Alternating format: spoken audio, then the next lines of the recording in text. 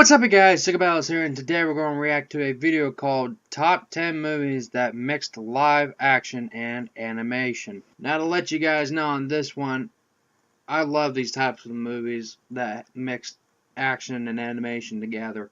It has always been my favorite because, in my opinion, it brings like cartoon characters to life, in action movies. And I thought it's pretty amazing. Like, there's like probably few movies I have watched. That's a lie.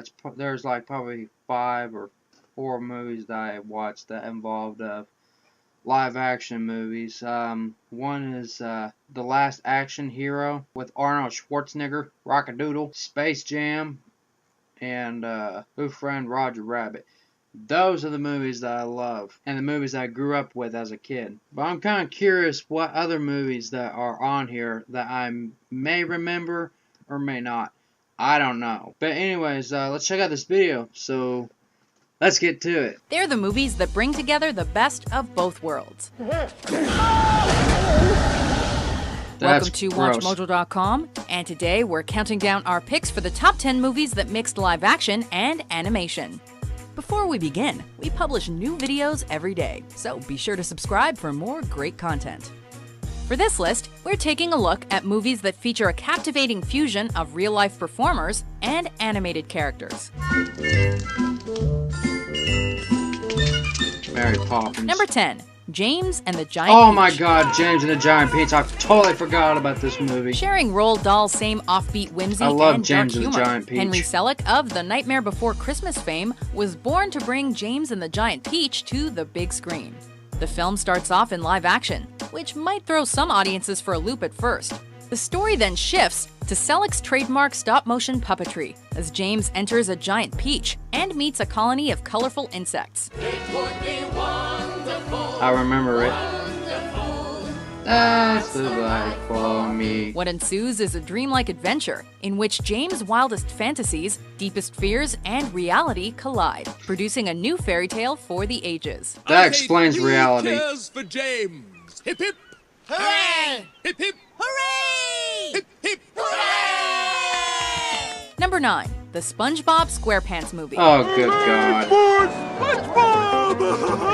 In the world of SpongeBob SquarePants, everything below sea level is a wacky cartoon, and everything above is even wackier live action. Tickets to the SpongeBob movie! These worlds come together in SpongeBob's first feature, as the titular sea sponge and his best bud Patrick journey to Shell City. You go to Shell City? I find this shit retarded. The film cleverly reveals in its third act that Shell City is actually a gift shop run by a giant Cyclops, who's really just a diver. It's the Cyclops! The funniest twist involves how they return to Bikini Bottom, courtesy of David Hasselhoff, who speeds like a motorboat and fires off his pecs like Really? a literal gun show. This is so Now stupid. that's an eyeful. Number 8. Osmosis I Jones. think that type of This cartoon flick is makes like the fucking most kids expensive retarded. health class video about the human anatomy ever made, but a lot more clever and creative than you'd expect. I was injected into this Oh god, I remember this one. influenza only. Bill Murray stars in the live-action scenes as Frank, who foolishly consumes a diseased hard-boiled egg. I seen this part and that shit is nasty. What are you doing? That's my egg. We then take a fantastic voyage inside Frank's body, which is full of vibrant animated characters like a wisecracking white blood cell named Osmosis Jones, with the voice and quirks of Chris Rock. Partnering up with a Get cold it? pill named Black Drix, actor is plays as Ozzy a white sets out cell. to bust a fatal virus and save his world within a world. Goodbye, Drips. That's Drix. Whatever. Number 7. Space Jam. That's one of the lists I To just this mentioned. day, people still argue whether Space Jam is one of the 90s definitive kids movies or one of the decade's most shameless sellouts. I wouldn't say sellouts. I mean, it's a best Love it or animated hate movie. it, Space Jam will always be remembered for bringing together two of our most beloved icons, Bugs Bunny and Michael Jordan. It's an odd pairing in a picture full of odd scenarios, most notably a basketball game against space aliens. You heard of the Dream Team? Well, we're the mean team, wussy man. Wussy man. The fact that people are still rooting for a sequel with LeBron James, though, demonstrates that Man, it fuck undoubtedly LeBron struck a chord James. with millions. Basketball it is. Basketball. Oh boy, oh boy. All right. What is basketball? Number 6. Pete's Dragon. I'm sorry, Elliot.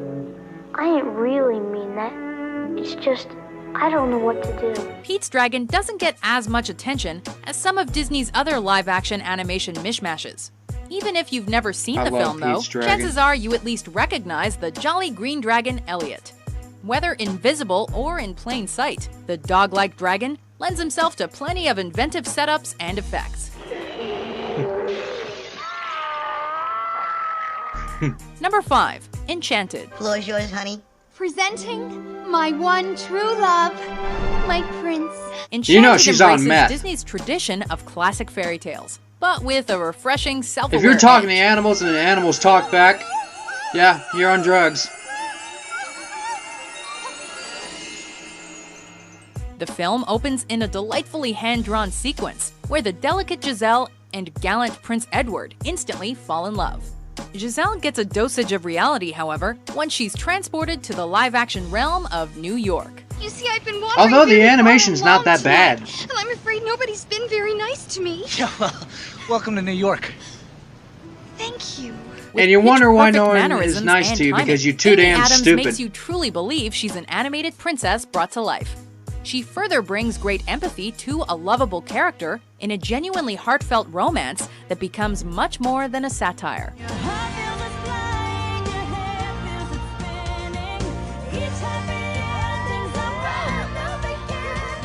Number 4. The Lego Movie. All right, Silverhead. Let's make it look exactly like it does in the instructions. Legos are the building blocks of imagination, amounting to numerous wonderful worlds and characters in this inspired feature film. As smart as it is silly, the Lego Movie reaches a new frontier of depth in the final act, where it's revealed there's a larger world beyond the table. Actually, it's a I highly disagree. sophisticated interlocking brick system. But we bought it at the toy store. A conflict between a father and son parallel the events occurring in Bricksburg and the surrounding realms. The resolution they come to is not only touching, but also encompasses a unique lesson for both children and adults alike. And a yellow minifig just made you cry. Oh god. See, this is the type of song that people Number 3, would definitely commit Bedknobs suicide and to. Broomsticks. My first broom. Oh my god, Bedknobs and yes. Broomsticks only Yes, has I one remember animated this one. sequence, but it's by far the film's most iconic segment. Pursuing the star of Astaroth, our heroes arrive on the animated Isle of Naboombu.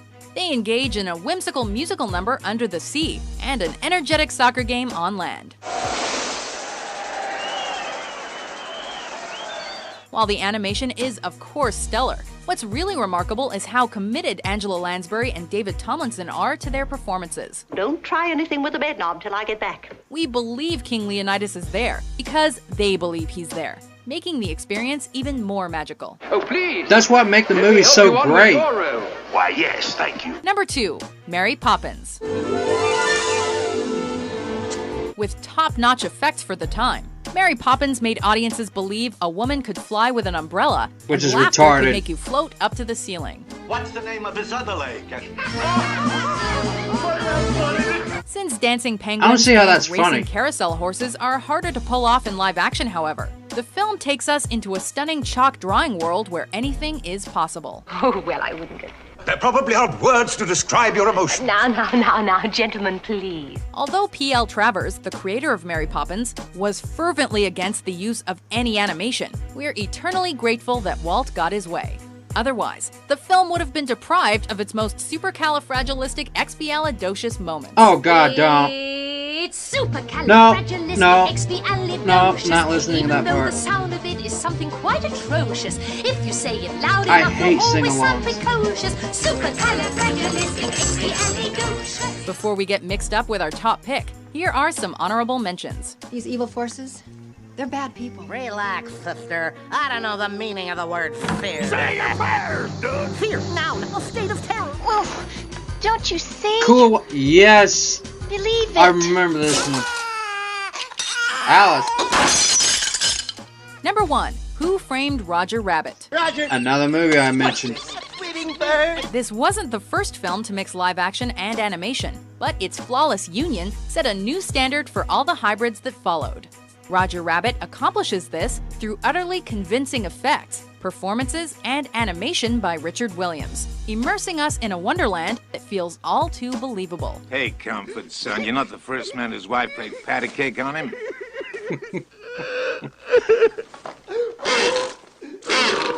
While Bob Hoskins' interactions with Roger Rabbit are astounding, what's even more jaw-dropping is seeing Donald and Daffy Duck together at last.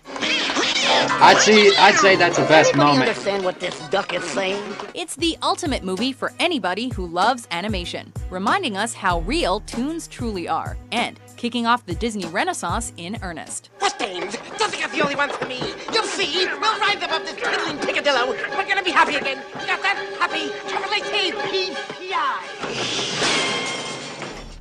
Do you agree with our picks? Check out these other great... You know, I totally agree with this list. It's the best animation movies. They forgot some movies that they forgot to mention, but those are good movies.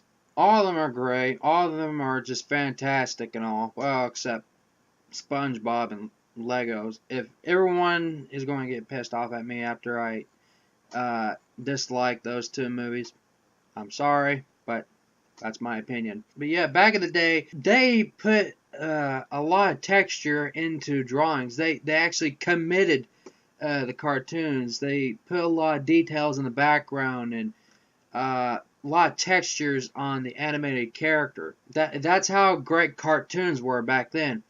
Nowadays, they just have horrible characters. Like they have like here's a few examples. Loud House, Teen Titans Go, Steven Universe. They get these shitty ass type of cartoons. It's not that great. I mean, it's like someone pops some shrooms and they say, "Oh, this is a great idea for the drawing," and then they just draw on a piece of paper. Then retards would think, "Oh, this might be great for kids." Nope. Today's generation, they're slacking.